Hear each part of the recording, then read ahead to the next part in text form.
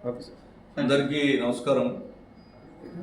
నిన్న BRS party ఆదేశం మేరకు ఎక్కడెక్కడైతే హైడ్రా కమిషన్ల వల్ల బలైనరో ప్రజలు అట్లా 3 భాగాలుగా విడిపోయి ఎమ్మెల్యేలము ఒకటి రాజేంద్ర నగరు, ఒకటి ఎల్బీ నగరు, ఒకటి కుతులాపూర్లో బృందం ఏర్పడి ఈ హైడ్రా కమిషన్ నిరుపేదల పొట్టలు కొట్టాడు, ఇల్లు గులగొట్టాడు, బడాబాబులను కాపాడుతుండని ఒక ప్రజలు వివరించడానికి, ప్రజలు తెలియనికి దాన్ని నిన్న మేము అన్ని దగ్గరికి వెళ్ళాము. చూశారు మీరు కూడా ఏ రకంగా ఒక ఎమ్మెల్యే ఉండి ఏ రకంగా నిన్న 11 ఎకరాల ల్యాండ్ను గవర్నమెంటే గులగొట్టి ఫినిషింగ్ చేసి హైడ్రా ద్వారా ఆ 11 ఎకరాలు చూపెట్టాలి, నిరుపేదలు ఇల్లు 280 మందిని గులగొట్టినది ఒక న్యాయం. ఇటువంటి వాళ్ళకు పార్టీ మారి ఇంకో పార్టీలకు పోయినటువంటి వ్యక్తులకు ఇంత పెద్ద సాయం చేయడం అన్నటువంటిది ప్రజల్లో చెప్పాలని, ప్రజలకు వివరించాలని, ప్రజలు నిజంగా తెలవాలని చెప్పి నేను తీసుకుపోయాం. ఆ తర్వాత అక్కడున్న శాసనసభ్యుడు, పక్కకున్న శాసనసభ్యుడు ఒక ప్రెస్ మీట్ పెట్టాడు నా మీద. దాని గురించి కూడా నేను వివరించుకోకపోతే ప్రజలల్లో తప్పు చేసినామని ఇంత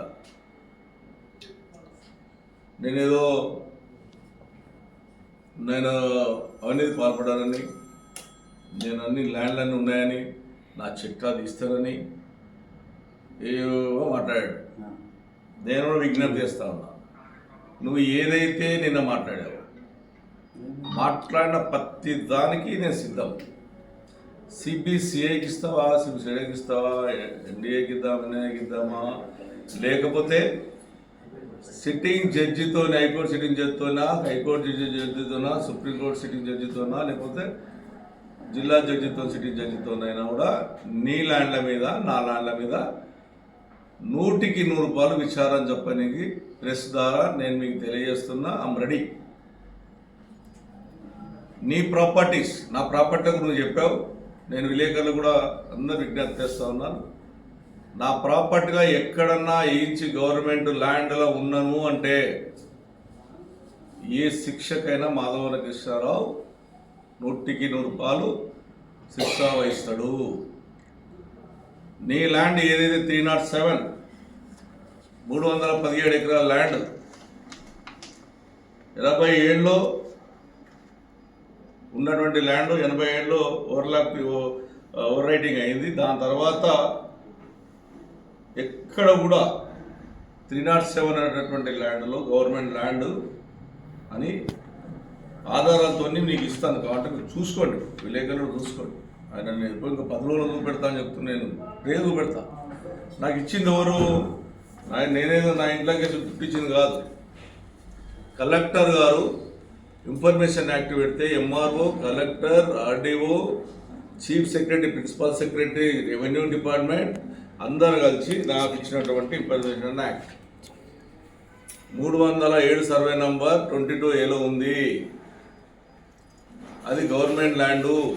124 ఎకరాలు ఏదైతే పట్టా ఉందో ఆ ల్యాండ్ కూడా 80-90 ముందే అమ్మేసుకున్నారు.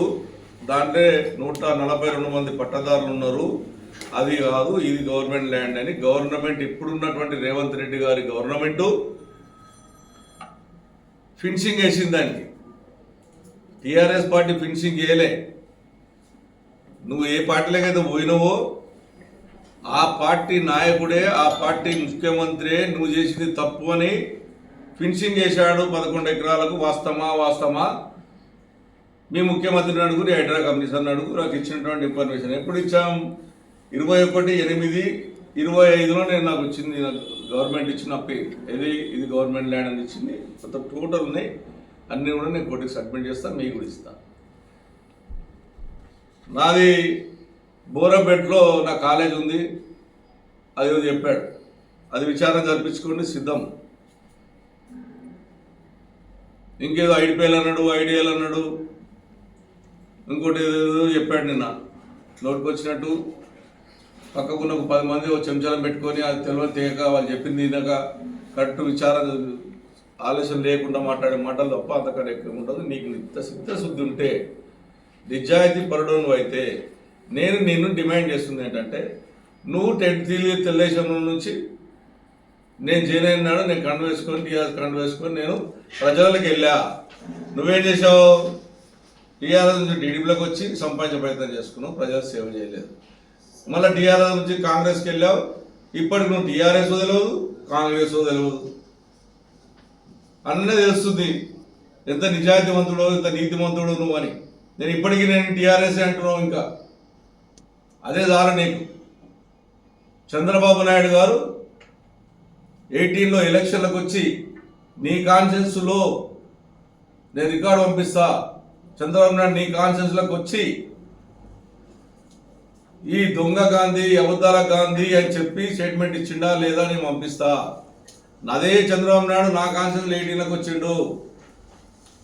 మీకు సంబంధించిన ఒక బంధువు నా బండిని ఏదైతే నా ట్రాలీ నా ఏదైతే ఎలక్షన్ ప్రచారం తిరుగుతూ ఆపని ప్రయత్నం చేస్తే పైన చంద్రబాబు నాయుడు గారు అది మనవాడే వాడిని ఏమనకండి అని ఒకటే రోజు 2 మీటింగ్ పెట్టాడు. అది నీ నిజాయితీ, అది నా నిజాయితీ.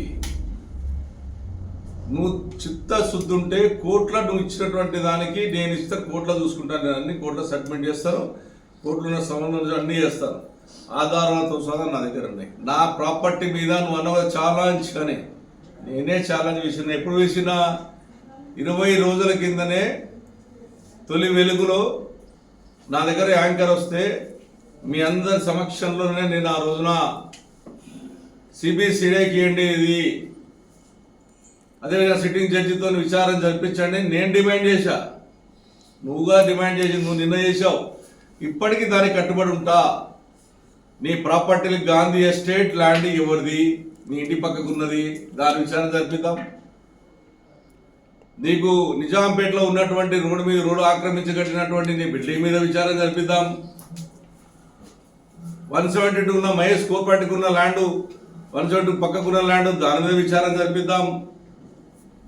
బాలానగర్లో ఉన్నటువంటి నువ్వు ఇక అల్లా కొల్లో సృష్టించి 20 ఏళ్ల కింద సృష్టిస్తే నువ్వు ఏ రకంగా కేసులు అయినా నీ మీద ఆ ల్యాండ్ ఎవరిదో దాని మీద విచారణ జరిపిద్దాం.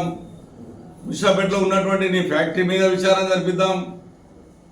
శ్రీరామ్ థియేటర్ ముందు ఉన్నటువంటి ల్యాండ్ దానికి విచారణ జరిపిద్దాం. నీ ప్రాపర్టీలు నా ప్రాపర్టీ గురించి చెప్పావు కదా, నీ ప్రాపర్టీలు బెంగళూరు కర్నూలులో ఉన్నటువంటి 500 ఎకరాల మీద విచారణ జరిపిద్దాం. మహబూబ్నగర్లో 200 ఎకరాల ల్యాండ్ ఉన్నట్టుగా ఇంపర్ మీద దాని మీద విచారణ జరిపిద్దాం. మేడ్చల్తో ఉన్నటువంటి ల్యాండ్ మీద విచారణ జరిపిద్దాం. గజం జాగా నీ పక్కకు ఉన్నటువంటి హెచ్ఎండి శాతవన్నార్ దగ్గరలో దాని ముందున్నటువంటి బిల్డింగ్ కట్టి సీలింగ్ ల్యాండ్లో కట్టినటువంటి దాని మీద విచారణ జరిపిద్దాం. ప్రతి ప్రాపర్టీ నా ప్రాపర్టీ మీద ప్రతి పైసా ప్రాపర్టీ మీద నా విచారణ చెప్పించే బాధ్యత తీసుకోండి. నేను విలేక మిత్రులకు చెప్తున్నాను. చాలాసార్లు 20 ఏళ్ళ నుంచి ఇదే లొల్లి. ల్యాండ్ ఉన్నాయి, ఇవి ఉన్నాయి. నేను నా దగ్గర ఉన్న ల్యాండ్ నేను క్లియర్గా నా కొడుకు పేరు మీద నా పేరు మీద మా మెసేజ్ పేరు ఉన్న ల్యాండ్ నేను కొనుక్కున్నది ఎప్పుడు అనేది అది కూడా రికార్డు పంపిస్తాను. 30 ఎకరాల ల్యాండ్ నాకున్నటువంటి కర్ణాటకలో ఈ నడమ మా అబ్బాయి కంపెనీ పేరు మీద కొనుక్కున్నటువంటి ల్యాండ్ నేను పేపర్ పంపిస్తా. నాకు 250 గజాల జాగా ఇల్లు ఉంది. ఇది ఒక 300 గజాల నా కొడుకు పేరు మీద ఉంది.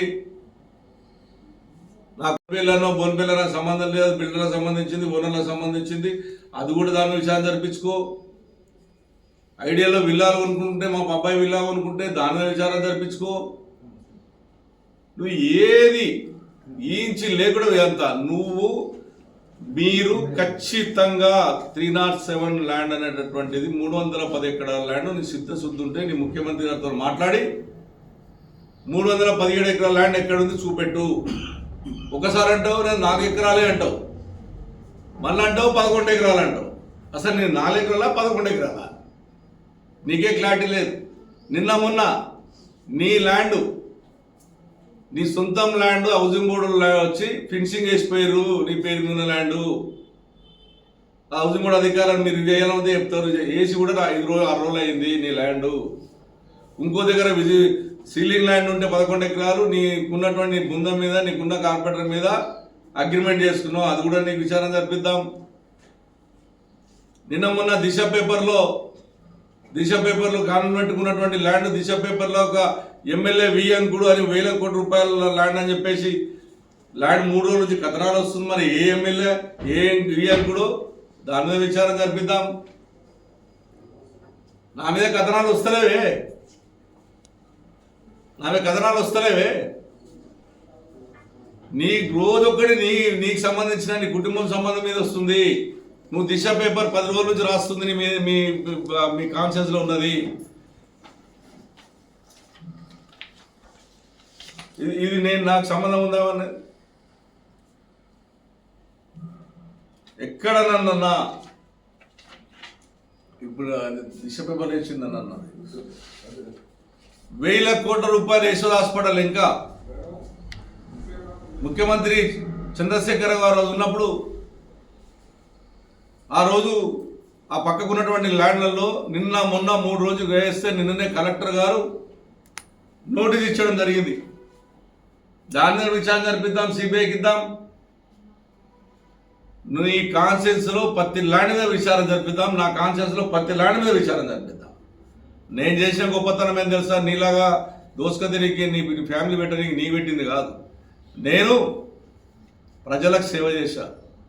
ఏదో ఐడిపిఎల్లో దిల్కుష్న 60 సంవత్సరాల నుంచి ఎవరు చేయలేం పని ఐడిపిఎల్ నుంచి రోడ్ వేయించిన 60 సంవత్సరాలు నిరుపేదల ఇంద్రనగర్ ఉన్నటువంటి పేరు మీద ఉంటే 60 సంవత్సరాల నుంచి వాళ్ళకి అక్కడ నుంచి రోడ్లు ఇల్లు కట్టించే ప్రయత్నం చేశా. అదేవిధంగా ఏదైతే బేగంపేటలో ల్యాండ్ 7 ఎకరాలు 3 ఎకరాలన్నర గ్రేవీగార్డ్ కబ్జా అయితే మన బేగంపేట స్కూల్తో పోరాడి అక్కడ స్కూల్ కట్టించా. బీజేపీలు అక్రమాన్ని మరి చేస్తున్నారు ప్రకాశాలని చెప్పి బేగంపేటలో ఉంటే ప్రజలకు నిలబడి ప్రజలకు ఇప్పించా. బాలనగర్లో ఒక వ్యక్తి 2 ఎకరాలను కబ్జా పెడుతుందంటే దాన్ని తీపిచ్చి ప్రజలకు ఇంకా పార్కు కట్టించా. అల్లాపూర్లో 4 ఎకరాల ల్యాండ్ 18 సర్వే నంబర్ ఉర్దూ స్కూల్కు తెలుగు మీడియానికి గవర్నమెంట్ ల్యాండ్ కబ్జా అయితే తీపిచ్చి ప్రజలకు ఇప్పించా. హౌసింగ్ బోర్డులో ఫస్ట్ పేరు సెకండ్ పేరు 40 ఏళ్ళ నుంచి పోరాడుతూనే ఉంటే ప్రజలు పోరాడితే దాన్ని ఇచ్చి మా గవర్నమెంట్ వచ్చిన తర్వాత టీఆర్ఎస్ గవర్నమెంట్ వచ్చిన తర్వాత 3 ఎకరాల ల్యాండ్ ఇప్పించి ప్రజలకు ఇచ్చి పార్క్ కట్టించా. హౌసింగ్ బోర్డులో మహిళా పార్కులు కట్టించిన ల్యాండ్ తీసుకొని ఏదైతే మన ఏదైతే వాసవికి సంబంధించినటువంటి ల్యాండ్ ఉందో షాపేట్లో అందులో 1 ఎకర్ 20 గుంటాస్ గవర్నమెంట్ ల్యాండ్ ఉంటే నేను గవర్నమెంట్తో మాట్లాడి అర్రాస్ పెట్టించి 46 కోట్ల రూపాయలు గవర్నమెంట్కు చెందేటట్టుగా ఆ వాసవిలో మధ్యలోకి ఉన్నటువంటి ల్యాండ్ అర్రాస్ పెట్టించి గవర్నమెంట్ అర్రాస్ పెట్టించి ఆ ప్రభుత్వానికి ఇప్పించా. ఏదో సైబర్ సిటీకి సంబంధించిన 14 ఎకరాల ల్యాండ్ వాళ్ళ ఆధీనంలో ఉంటే గవర్నమెంట్ ల్యాండ్ పోరాడి వాళ్ళతో మాట్లాడి కలెక్టర్ తెప్పించి 4 ఎకరాల ల్యాండ్ స్కూల్కి ఇప్పించి 6 ఎకరాల ల్యాండ్ మన ఎస్టీపీ పెట్టించి 4 ఎకరాల ల్యాండ్ మున్సిపల్ పార్క్కి ఇప్పించిన. ఎక్కడ కూడా ప్రజలకు చేసిన తప్ప నేను సొంతంగా ఇక్కడ చేసుకోలే. 10 నెలలు నేను ఎమ్మెల్యేగా గెలిచి నీ దగ్గర నీ కాన్షియన్స్లే నందమూరి నగర్ పట్టాలు ఇప్పించిన. నీ కాన్షియన్స్లే నిజాం మన 7 పక్కకున్న 123 సర్వే నంబర్ గవర్నమెంట్ ల్యాండ్ ఉంటే ఆ ల్యాండ్ స్కూల్ కట్టించిన. తెచ్చుకోండి కావాలంటే అక్కడ 4వ సర్వే నంబర్ ఐదనగర్ ఉంటే దాని గవర్నమెంట్ ల్యాండ్ దాంట్లో అంబేద్కర్ బిల్డింగ్ కట్టించిన. 57 సర్వేలో ఉన్నటువంటి కృష్ణవేణి నగర్ కానీ శ్రీరామ్ నగర్ కానీ మాంకాళి నగర్ కానీ దత్తాత్రేయ నగర్ కానీ ఎన్టీఆర్ నగర్ కానీ పీజేఆర్ నగర్ కానీ జన్మభూమి కాలనీ కానీ అందరికీ నిరుపేదకు పట్టాలు ఇప్పించిన. హిందువులకు ముస్లింలు కైసర్కి 5 ఎకరాలు గ్రేవ్గార్డ్కి ఇప్పించిన. నీ కాన్షియన్స్లో నువ్వు ఒక్క పైసా ప్రజలకు పనిచేయలేవు. నీ విచారణకు నేను సిద్ధమా అని మాట్లాడావు అని సిద్ధం. I'm ready. ఏ విచారణ అయినా సరే నీ గవర్నమెంట్ ఉంది, నా గవర్నమెంట్ లేదు. నీ గవర్నమెంట్ ఉంది, మేము ప్రతిపక్షంలో ఉన్నాం. మీ ముఖ్యమంత్రి మీరు ఏ విచారణ జరిపిన సిద్ధం. నేను ముఖ్యమంత్రిని అప్పీల్ చేస్తా ఉన్నా, ఇద్దరిని స్వీకరించు సార్. నేను నిజాయితీ నేర్పించుకోమని కోరుకుంటున్నా. ఎవరు తప్పు చేసావని శిక్షించు. ప్రజల్ని ఎవరు తప్పుతో పట్టించి ప్రజలను అన్యాయం చేసిండో వారిని శిక్షించే బాధ్యత ముఖ్యమంత్రి చేత ఉంది. నేను అన్ని డిపార్ట్మెంట్లో విజ్ఞప్తి చేస్తాను, విచారణ పూర్తిగా జరిపించండి. ఈ అబద్ధాలు చెప్పి 18లో నీవు ఎమ్మెల్యే అయిన తర్వాతనే నువ్వు ఆన్లైన్లోకి వచ్చావు. ఆ 30 సంవత్సరాలు ఎందుకు ఆన్లైన్లోకి రాలేవు? నిజాధిపరుడు అని చెప్పుకుంటున్నావు కదా, నువ్వు కొన్న 91 అంటున్నావు కదా, 91 నుంచి 18 దాకా ఎందుకు మధ్యలో నీ పేరు రాలేదు? నువ్వు ఎమ్మెల్యే అయినాక ఎందుకు వచ్చింది? అది నేను అడిగే ప్రశ్న. దుర్మార్గమైనటువంటి స్థితిలో నువ్వు ఉన్నావు. ఇప్పటికైనా చిత్తశుద్ధి పెట్టుకొని ప్రజల సేవ చేయి. నువ్వు పార్టీ మారింది ప్రజల కొరకు కాదు అంటున్నాను. ఇప్పటి కూడా నీ వ్యక్తిగత సంపాదనకి, నీ పిల్లల కొరకు సంపాదించడానికి నువ్వు నా పిల్లల మీద అబండాలు వేస్తున్నావు. నేను నీ పిల్లల్ని ఏమనను, ఎందుకంటే పిల్లలకు సంబంధాలు ఉండవు రాజకీయాల్లో. నీ పిల్లల గురించి నీ గురించి మాట్లాడితే బాగుండదని నేను మాట్లాడతలేదు. నా కొడుకు గురించి మాట్లాడావు, నువ్వు బిల్డర్లను బెదిరించావు, ఇంటికి పిలిపించి బెదిరించావు. ఎన్ని చేసావు అన్ని చేసావు. నువ్వు ప్రజలు నిర్ణయిస్తారు. నువ్వు గెలిచినప్పుడు 14లో నువ్వు 75,000తో గెలిచావు, నేను 46,000తో గెలిచా. సెకండ్ ఎలక్షన్లో నేను 46,000తో గెలిచా, నువ్వు 36,000తో గెలిచావు. మొన్న ఎలక్షన్లో 39తో నువ్వు గెలిస్తే నేను 72,000తో గెలిచా. నేను నా ప్రజలు పెంచారు తప్ప నన్ను తగ్గలే. నువ్వు చేసిన పాపాలను నేను తగ్గించుకుంటూ వచ్చింది. అది జవాబు చెప్పు ప్రజలకు. నువ్వు ఇంకా సత్తార్ చంద్రుని ఆస్తి, ఆయనకి ఇల్లు ఏముండే, ఆయనకి జాగ ఏముండే, విశాలమైనటువంటి ఇల్లు కట్టుకుండు అంటే మా అబ్బాయి బిల్డర్ కాదా?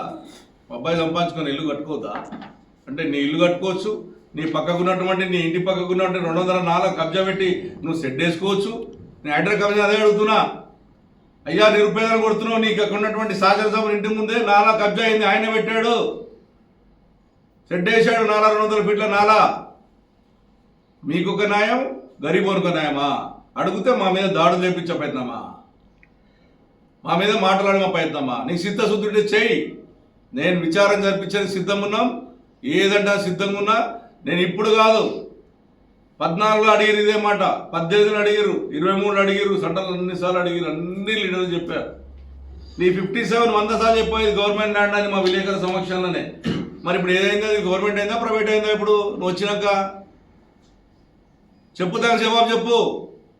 నీ 57 సర్వే నంబర్ నువ్వు గవర్నమెంట్ ల్యాండ్ అని మా విలేకరులకు అందరు పెట్టినావు మీటింగ్ 10 ఏళ్ల కింద 9 ఏళ్ల కింద. నేను ఉంటా, ఇది గవర్నమెంట్ ల్యాండ్ అని అన్నడా లేరా? మరి ఇవాళ ఏమైంది? 57 నీ పాత్ర లేకుండా ప్రైవేట్ అవుతుందా? నువ్వా మాట్లాడేది నా గురించి? నేను 30 సంవత్సరాలు రాజకీయంలో ఉన్నా, 30 సంవత్సరాలు రాజకీయంలో ఉన్నా. నీలాగా కాదు, నువ్వు పైసల గురించి వచ్చినావు, నేను ప్రజల గురించి వచ్చినా. నేను ఎన్టీ రామారావు గారి స్కూలు కడితే బాలాజీ మన ఏదో హౌసింగ్ బోర్డులో నువ్వు నేనే కలెక్టర్ ఆఫీస్ కట్టాం. దాని ఇప్పటివరకు వచ్చి హౌసింగ్ బోర్డు అమ్మనికి ప్రయత్నం చేస్తున్నారు. మీరు ఎన్టీ రామారావు జయంతి 1 ఇయర్ జయంతి, రాజకీయం పుట్టింది మాసంలో పెరిగింది, ఎన్టీ రామారావు వచ్చిన తర్వాత పెరిగాం.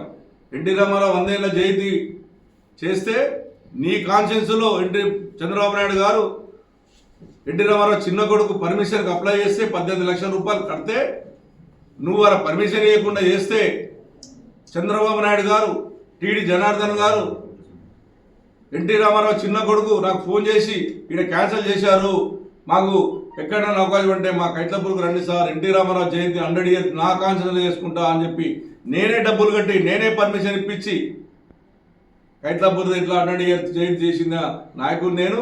ఎన్టీ రామారావు జయంతికి అడ్డం పడ్డావు నువ్వు. నేను తప్పనుకుంటే చంద్రబాబుని అడగండి, ఇంకా తప్పనుకుంటే ఎన్టీ రామారావు చిన్న కొడుకు ఇప్పటికున్నాడు ఆయన అడగండి, టీడీ జనార్దన్ అడగండి.